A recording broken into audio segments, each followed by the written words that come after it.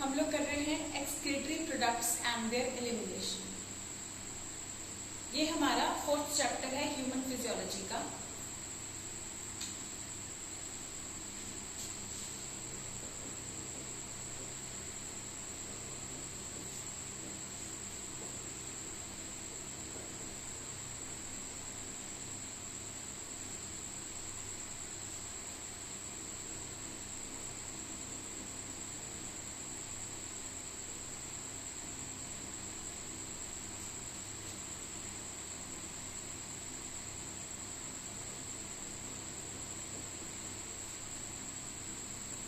Excretory products and there elimination, इसमें in the previous lecture हमने तीन एक्सक्रीटरी प्रोडक्ट्स जो डिफरेंट ऑर्गेनिजम्स में हो सकते हैं उनके बारे में स्टडी किया। Ammonia, urea, uric acid. मैंने आपको बताया कि जितना पानी उनके पास अवेलेबल होता है उसके हिसाब से ये लोग वेस्ट एक्सक्रीट करते हैं। अमोनिया जिनके पास अबंडेंट पानी होता है, फ्रेश वाटर में रहते हैं, मरीन वाटर वाले, और लैंड टेरेस्ट्रियल ऑर्गेनिजम्स जैसे कि हम लोग जिनके पास पानी एक अच्छे अमाउंट में अवेलेबल होता है पी लेने के लिए, वो लोग यूरिया रिलीज करते हैं। यूरिकोटेलिक जिनके पास बहुत ही कम पानी अवेलेबल होता है वो यूरिक एसिड रिलीज करते हैं। ठीक है बच्चे, तो आज हम स्टार्ट करने इसमें कुछ एग्जाम्पल्स भी आप लोग के साथ मैंने डिस्कस की थी, और मल्टीपल एग्जाम्पल्स आप अकॉर्डिंग टू द हैबिटेट आप देख सकते हो कि कौन सा ऑर्गेनिज्म किस कैटेगरी में फॉल करेगा। आज हम लोग ह्यूमन एक्सक्रीटरी सिस्टम स्टार्ट करने वाले हैं। This is human physiology. हम लोग एक जनरल इंट्रोडक्शन कर लेते हैं, हर चैप्टर की जनरलाइज कर लेते हैं दूसरे ऑर्गेनिजम्स के साथ, फिर हम मेनली ह्यूमंस के सिस्टम्स की स्टडी यहाँ पे कर रहे हैं। तो आज हम ह्यूमन एक्सक्रीटरी सिस्टम स्टार्ट करने जा रहे हैं। द प्रीवियस लेक्चर हमने अमोनिया, यूरिया, यूरिक एसिड तीनों की टेबल फॉर्म में तीनों का प्रॉपर कंसेप्ट समझ लिया था।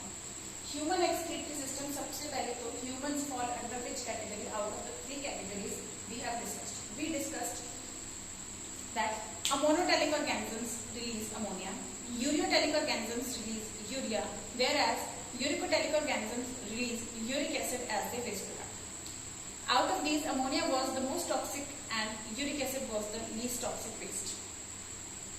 So ammonia required the largest amount of water and uric acid required the least amount. Ammonia, urea, uric acid तीनों में से ह्यूमंस कौन सा रिलीज करते हैं? हमने बताया था urea. So humans are basically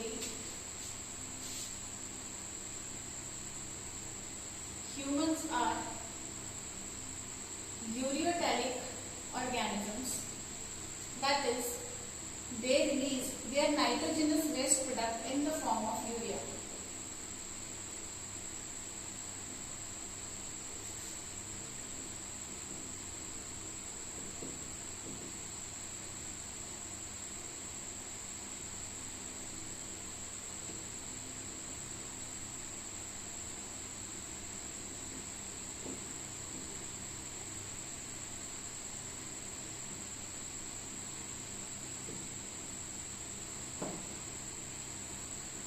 Making it little less toxic than ammonia, because ये हम लोग पानी पी सकते हैं, पानी से घिरे हुए नहीं हैं लेकिन पानी पी सकते हैं अच्छे अमाउंट में।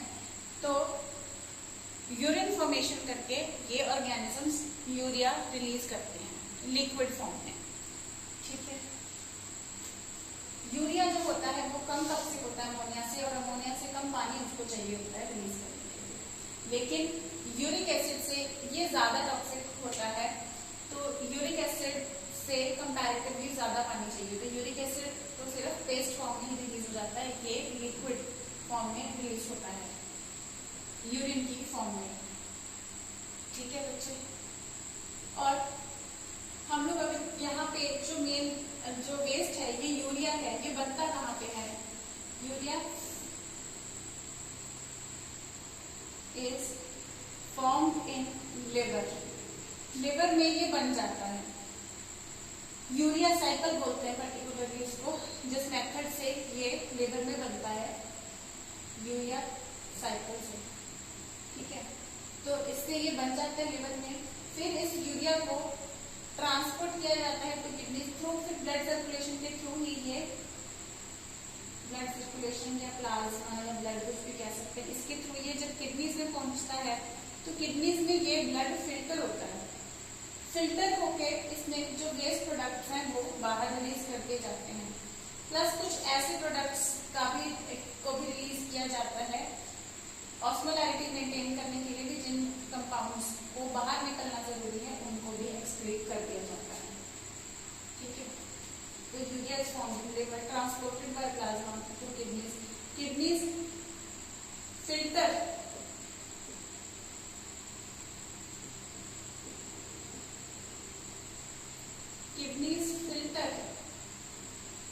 The blood and remove. Kidneys का मेन काम क्या है, किडनीज का मेन फंक्शन क्या है, removal of nitrogenous waste, that is urea in the form in या through urine, through urine, urine की फॉर्म में इसको रिलीज कर दिया जाता है। ठीक है, तो यूरिन की फॉर्म में इसका रिमूवल कर दिया जाता है। यूरिन लिक्विड डिस्चार्ज होता है जिसके थ्रू ये वेस्ट प्रोडक्ट्स बाहर निकाल दिए जाते हैं।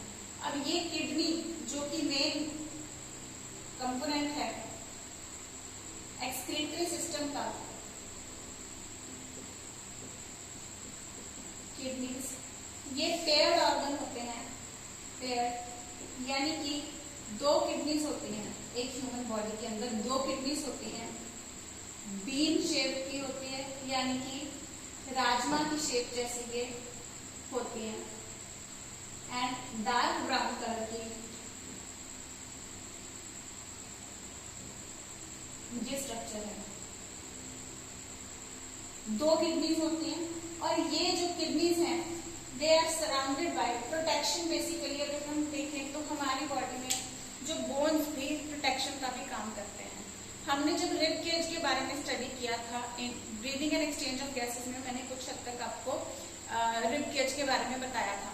रिब केज के बारे में मैंने आपको बताया था कि 12 पेयर्स ऑफ रिब्स होती हैं, 7 स्टर्नम के साथ सेंटर में अटैच्ड होती हैं, 3 7th रिब के साथ अटैच्ड होती हैं। अगर आपको वो चीज नहीं भी ध्यान, कोई दिक्कत की बात नहीं है, जस्ट यहाँ पर जो देखने वाली बात है कि अगर 12 पेयर्स ऑफ रिब्स हैं तो इसमें से जो 11th और 12th पेयर ऑफ रिब है, 11th और 12th पेयर ऑफ रिब है, वो दोनों फ्लोटिंग रिब्स होते हैं, यानी कि वो पीछे से तो वो वर्टिब्रल कॉलम से अटैच्ड होते हैं वो दो, लेकिन आगे वो किसी भी स्ट्रक्चर के साथ अटैच्ड नहीं होते, वो फ्लोट कर रहे होते हैं। आगे वो क्यों इस तरीके से फ्लोट कर रहे होते हैं, ताकि जो अब्डोमिनल रीजन में किडनीज पड़ी हैं इनको घेर सकें इस तरीके से। अगर यहाँ पे किडनी पड़ी है तो किडनी के ये दो जो रिब्स आएंगी ये इधर इस तरफ की किडनी को यूं सराउंड कर रही होंगी और इस तरफ की किडनी को यूं इधर की रिब्स सराउंड कर रही होंगी, एक तरीके से उसको प्रोटेक्शन प्रोवाइड करने के लिए। ठीक है, तो 11th और 12th pair of ribs protect करती हैं किडनीज को। 11th and 12th pairs of ribs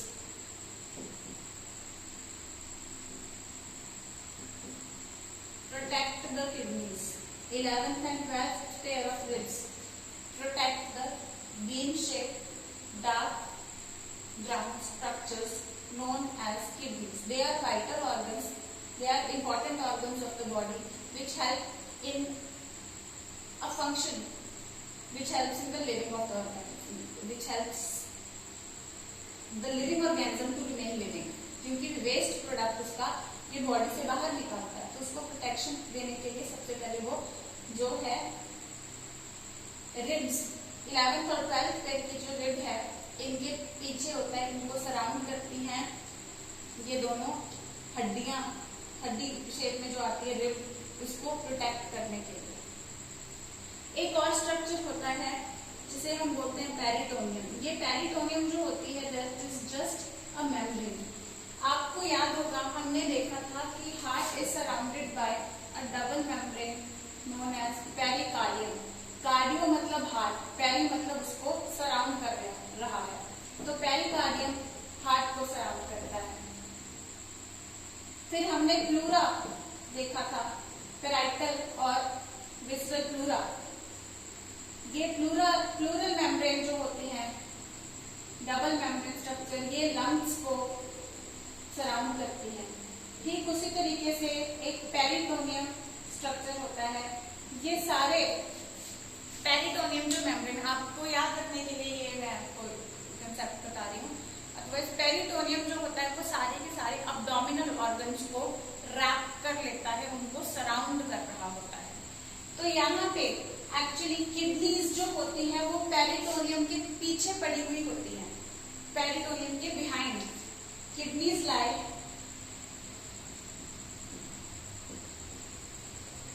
kidneys are present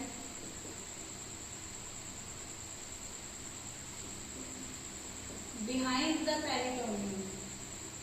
Kidneys are present behind the peritoneum. So important question. So human kidneys, mainly पूछा जाता है कि human kidneys are, so we can say that they are retroperitoneal. एक term use कर रही हूँ मैं,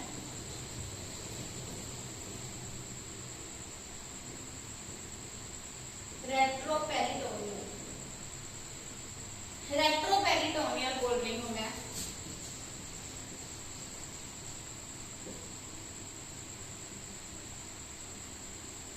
peritoneal मतलब पेरिटोनियम से related.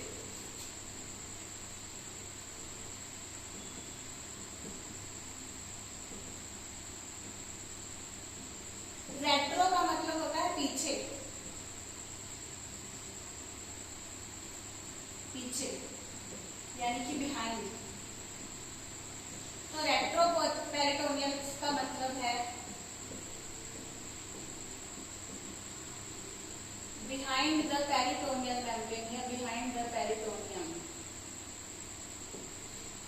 So kidneys since they lie behind the peritoneum, so हम एक टर्म यूज कर सकते हैं उसके लिए, पोजीशन ऑफ द किडनीज की अगर हम बात करें, that kidneys lie behind the peritoneum, so they are known as retroperitoneal in position. Retro मतलब behind, peritoneal मतलब related to peritoneum. Peritoneum, the membrane which surrounds the abdominal contents. तो इस membrane के ये पीछे की तरफ होती हैं, so they are retroperitoneal. Not a very big deal, कोई कंफ्यूज होने की बात नहीं है। सिर्फ रेट्रोपेरिटोनियल वर्ड पूछा जाता है आपसे सिर्फ क्वेश्चन ये पूछा जाता है human kidneys can be described by which of the following words. वहां पे रेट्रोपेरिटोनियल ऑप्शन आएगा तो उसको टिक कर देना है, दैट्स इट। ठीक है, दैट्स इट, सिर्फ इतना ही है रेट्रोपेरिटोनियल के बारे में। यही क्वेश्चन आता है, कोई ज्यादा टेंशन लेने की जरूरत नहीं है इस बारे में। ठीक है,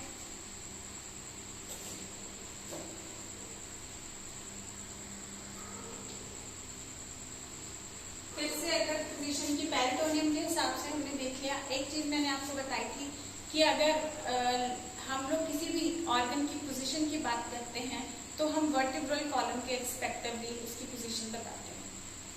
तो वर्टिब्रल कॉलम के रिस्पेक्टिवली किडनीज की क्या पोजीशन है?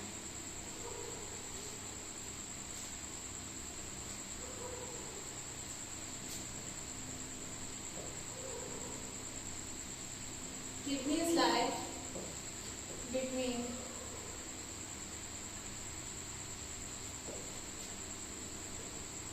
last thoracic and third lumbar vertebra. मैं रिमाइंड कराऊंगी आपको वर्टिब्रे के बारे में। There are total 33 vertebrae जो कि फ्यूजन के बाद 26 हड्डियां बना लेते हैं। ठीक है, जिसमें से कि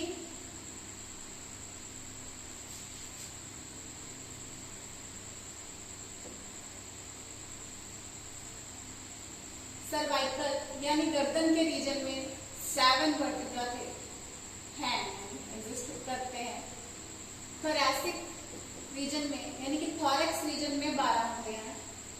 देन इसके नीचे लंबर वर्टिब्रा होते हैं जो 5 होते हैं। इसके नीचे सैक्रम, एक बोन बोल देते हैं सैक्रल वर्टिब्रा, ये 5 होते हैं। ये 5 के 5 अडल्ट में जाकर के फ्यूज हो जाते हैं और एक बोन बना देते हैं जिसे हम सैक्रम बोन भी बोल सकते हैं, क्योंकि वो एक बन जाता है फ्यूज होने के बाद। दैट इज बाय 33 फ्यूज होने के बाद 26। ठीक है, तो कॉक्सिजियल वर्टिब्रा होंगे लास्ट वाले।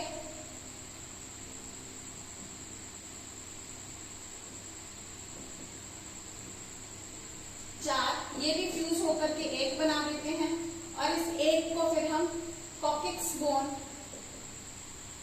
या टेल बोन बोल सकते हैं। इन वर्टिब्रा के ये जो रीढ़ की हड्डियां हैं जिनका मैंने आपको नाम बताया है, इनके हिसाब से ही हम बताते हैं कि कौन सा ऑर्गन कहाँ पे लाई करता है। अब इन्हीं के अकॉर्डिंग हमने देखा thoracic vertebra. Last thoracic vertebra से अगर रीढ़ की हड्डियों की बात करें, मैं एग्जैक्ट वैसे नहीं बनाऊंगी, जस्ट आपको वो बता रही हूँ 1 2 3 4 स्कीमेटिक से बना रही हूँ। 7 अगर सर्वाइकल है, ज्यादा हो जाएगा। 5 6 7 1 2 3 4 5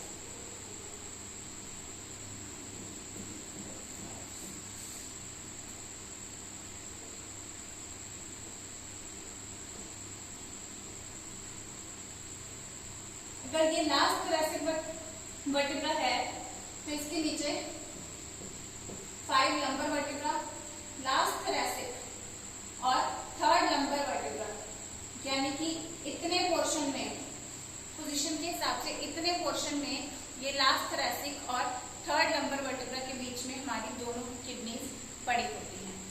ठीक है, हल्का सा पोजीशन का फर्क होता है, ऊपर नीचे का हल्का सा फर्क होता है दोनों किडनीज का। अदरवाइज रफली अगर हम कहें, so this is the position of kidneys रफली इन द बॉडी, हाइट के हिसाब से अगर हम देखें तो।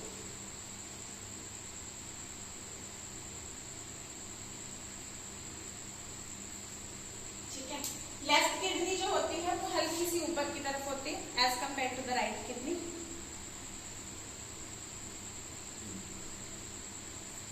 Left kidney is a bit higher, left kidney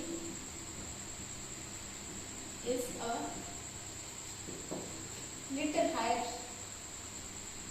than right. ठीक है बच्चे, तो लेफ्ट किडनी थोड़ी सी ऊपर की तरफ होती है, left kidney as compare to the right kidney.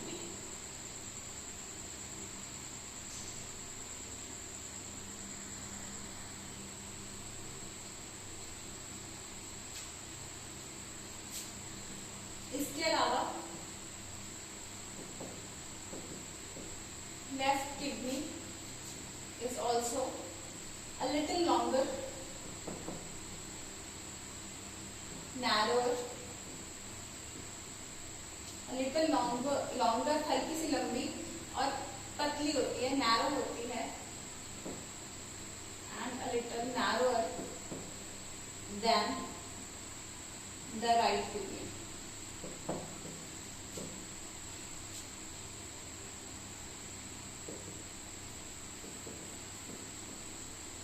Not only this, but ये रेट्रोपेरिटोनियम में रख किया मैंने, वो बता दिया था आपको। ठीक है, it is written here, yes actually retroperitoneum. तो अब little longer and narrower than right kidney, but जो लेफ्ट किडनी होती है lies closer to the median line, a bit closer to the median line,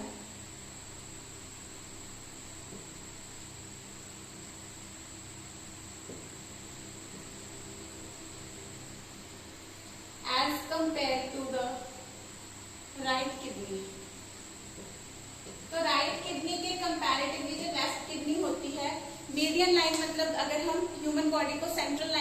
एक ड्रॉ करके देखिए imaginary central line, तो उसके हल्का सा as compare to the right kidney, हल्का सा जो लेफ्ट किडनी होती है वो इसके ज्यादा क्लोजर होती है.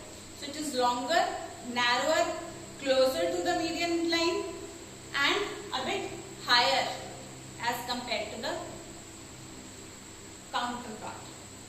ठीक है, as compare to the right. तो लेफ्ट के ये कुछ फीचर्स हैं जिन पे आपको क्वेश्चन आ जाता है. क्लियर?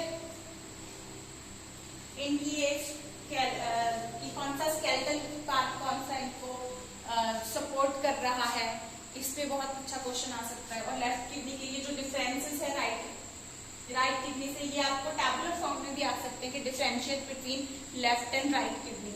तो उसमें मैं आपके पॉइंट वाइज टेबल बना करके लेफ्ट किडनी और राइट किडनी का इस तरीके से टेबल बना करके आप लोग इस चीज को डिस्क्राइब कर सकते हैं. ठीक है, इधर आप लेफ्ट के पॉइंट्स, इधर राइट के, तो दोनों के पॉइंट्स को फिर आप अलग अलग लिखोगे. Left kidney is a little longer than right kidney, right kidney is a little shorter than the left kidney. ठीक है, it lies closer to the medium line as compare to the right one, it lies a bit far from the medium line as compare to the left one. तो इस तरीके से आप points को modify करके हमेशा जब भी डिफरेंसेस लिखते हैं तो आप पॉइंट वाइज ही लिखोगे. जैसे लेफ्ट किडनी में it is a little narrower than the right kidney, तो राइट किडनी में it is a little broader as compare to the left kidney. ठीक है, तो इस तरीके से आप पॉइंट्स को, left kidney is a little higher as compare to the right kidney and right kidney is a bit lower in position as compare to the left kidney. तो इस तरीके से आप पॉइंट्स इनके बनाएंगे. अब अगर डायमेंशंस की हम बात करें, अगर हम डायमेंशंस की बात करें तो सबसे पहले अगर हम लेंथ की बात कर रहे हैं, सो लेंथ होती है किडनीज की nearly 10 to 12 centimetres in length, यानी कि हाइट की बात कर रहे हैं. ठीक है, इन लेंथ. और अगर विड्थ की बात करें, यानी कितनी ब्रॉडर होती है ये, तो 5 to 6 सेंटीमीटर्स. तो 5 to 6 सेंटीमीटर विड्थ होती है. विड्थ की बात कर रहे हैं, या ब्रेड्थ या विड्थ जो भी आप इसको बोलते हो. देन थिकनेस, यानी कि इस तरीके से पहले लेंथ की बात की, if this is the kidney, तो पहले हम लेंथ की बात कर रहे हैं कि दिस इज 10 to 12. फिर हम विड्थ की बात कर रहे हैं कि दिस इज 5 to 6. फिर हम इस तरीके से बात करेंगे, we have talked about this, this, this, and now we are going to talk about this way, thickness.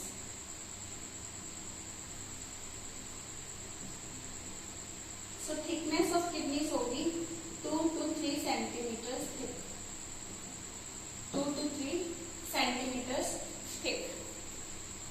ठीक है, इसके अलावा एक और क्वेश्चन बनता है बच्चे कि ये anterior wall of the abdomen के ज्यादा करीब है या पोस्टीरियर वॉल, या हम नॉर्मली जैसे मैंने आपको बताया कि हम लोग कैसे डिस्क्राइब करते हैं चीजों को, डॉर्सल, वेंट्रल, एंटीरियर, पोस्टीरियर. और डॉर्सल अपने आप को, फिर से वो ट्रिक बताऊंगी कि अपने आप को घोड़े की तरह इमेजिन कर लो. जैसे आप बचपन में खेलते थे, घोड़ा बन के खेलते थे, तो वैसे अपने आप को इमेजिन कर लो.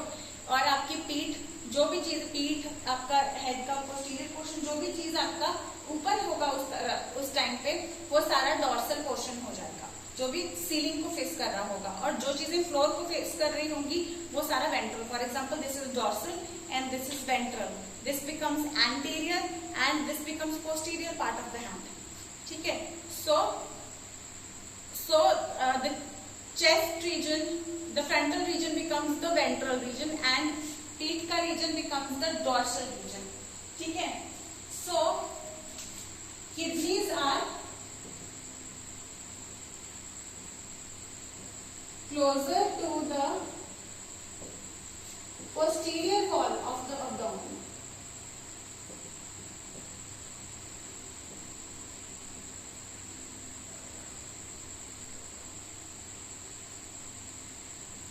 Kidneys posterior wall of the abdomen के, यानी कि dorsal wall of the abdomen, sorry, dorsal wall of the abdomen जो होती है, तो इसके ज्यादा करीब होती है as compare to the anterior wall. ठीक है बच्चे. So these are some of the questions related to the kidneys. इसके अलावा अगर हम ये बीन शेप स्ट्रक्चर का क्रॉस सेक्शन लेंगे,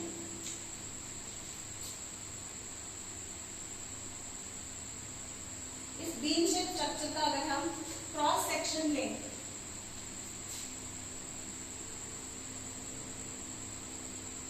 तो अगर हम देखिए इसको सराउंड, जैसे हमने यहाँ पे बात की कि पेरिकार्डियम सराउंड कर रहा है, प्लूरल मेम्ब्रेन सराउंड कर रही है, जो पेरिटोनियम है वो तो सारे एब्डोमिनल ऑर्गन्स को सराउंड कर रहे हैं। क्या कोई पर्टिकुलर फेशिया, कोई कैप्सूल, कोई ऐसी चीज है जो सिर्फ किडनी को भी लाइन कर रही है?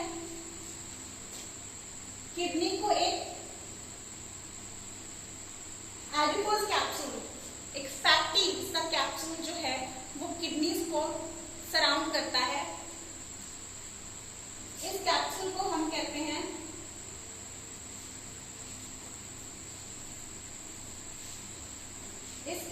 बच्चे हम लोग कहते हैं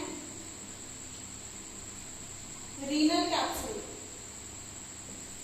renal capsule, this capsule is fatty, adipose and tough, so it is a tough capsule that covers the kidney। ठीक है, अब किडनी के अंदर का पार्ट हमने किडनी का सेक्शन काट लिया है।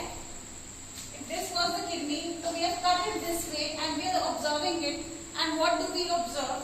That kidney is divided into outer cortex and inner medulla, और inner medullary portion जो है that is divided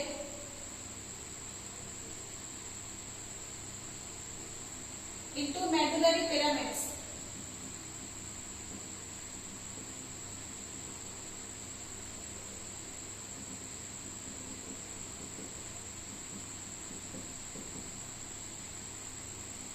So these are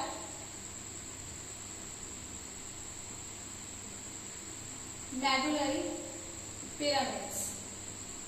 pyramid से मतलब होता है बेटा हमारा जिसका बेस यूं ब्रॉड हो और यूं एपेक्स, ये पिरामिड्स होते हैं। तो यहाँ पे जो है base is towards the cortex and the outer wall, and the apex of this particular pyramid, medullary pyramid is towards the central portion, ठीक है, और the inner portion you can say at this point of time। अब अगर आप ध्यान से observe करो, यहाँ पे कुछ कॉलम्स हैं, ये कॉर्टेक्स है, यहाँ पे मेडुलरी पिरामिड है। आप कहोगे मैम ये कॉर्टेक्स से यहाँ पे मेडुला के आसपास भी पेनिट्रेट कर रहा है? जी हाँ, कर रहा है। Although इसका inner portion medulla और outer cortex है, लेकिन medullary portion has been divided into pyramids, और the pyramids are separated from each other from the extensions of cortex। ये cortex की extensions जो pyramids के बीच में जा रही हैं, इनको हम या तो renal columns बोल देते हैं,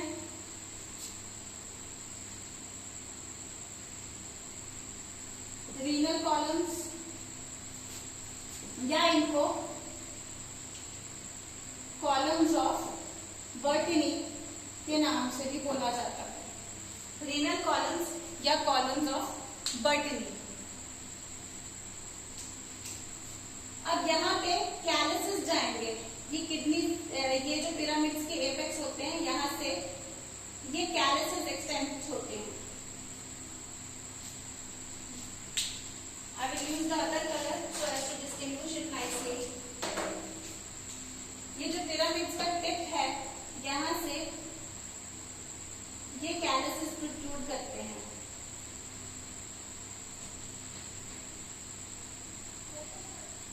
उसके बाद these कैलसेस join up,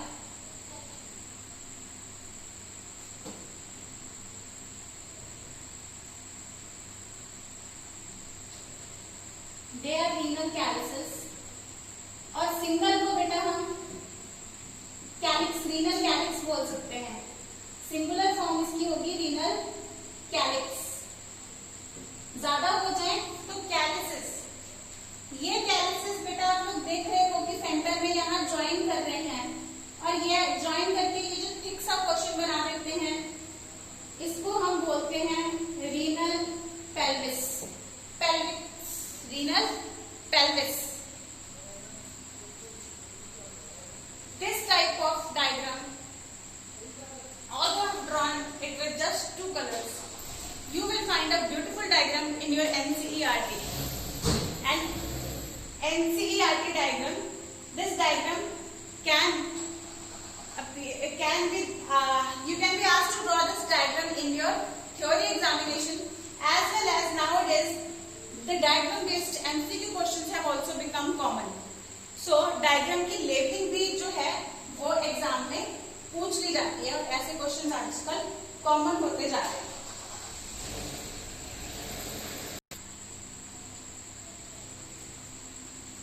ये इसका आउटर पोर्शन और ये इसके इनर पोर्शन में बच्चे आप देख सकते हैं, यहां से क्या होगा,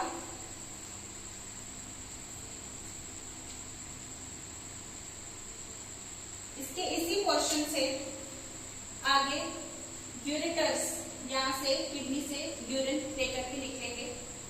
यूरेटर्स के अलावा यहाँ पे ब्लड वेसल्स, नर्व्स भी इसी पॉइंट से किडनी को पेनिट्रेट करेंगे। And this point of kidney is known as hilum.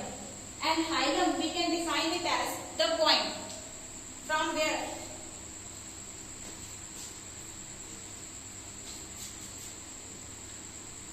where ureters, blood vessels, nerves, etc. enter and exit the kidney. तो कोई भी स्ट्रक्चर जो किडनी को कोई वेसल, यूरेटर्स भी जो यूरिन लेके जाएंगे आगे यूरिनरी ब्लैडर तक, वो भी तो दोनों किडनी से जब यहाँ पे यूरेटर्स आ जाएंगे दोनों ही तरफ से, तो ये भी सारे स्ट्रक्चर्स इस किडनी में कहां से एंट्री और एग्जिट करते हैं, वो ये पॉइंट है हाइलम, HILUM। ठीक है, लंग्स में ऐसा ही एक पोर्शन होता है जहां पे हम कहते हैं कि ब्रोंकाई एंटर करते हैं, वो breathing and exchange of gases के लेक्चर्स में देख सकते हैं। उसको हमने हाइलस बोला था, HILUS, this is hilum. So clear करें इस पॉइंट को आप। ये this is a notch on the inner side of the kidney. I repeat, notch on the inner side और the medial side of the kidney from where all the structures like ureter, blood vessels, nerves, they enter और exit the kidneys. So आज मैंने broad structure kidney का आपको explain कर दिया है। इसकी आउटलाइनिंग, इसकी कवरिंग, टफ कैप्सूल इसका, इसकी पोजीशन, ये सब चीजें आज हमने डिस्कस की है। इसकी प्रोटेक्शन, पोजीशन और बेसिक क्रॉस सेक्शन आज हमने इसका स्टडी कर लिया है। ठीक है, that's all for today's lecture. Study it well, then we shall move further. All the best.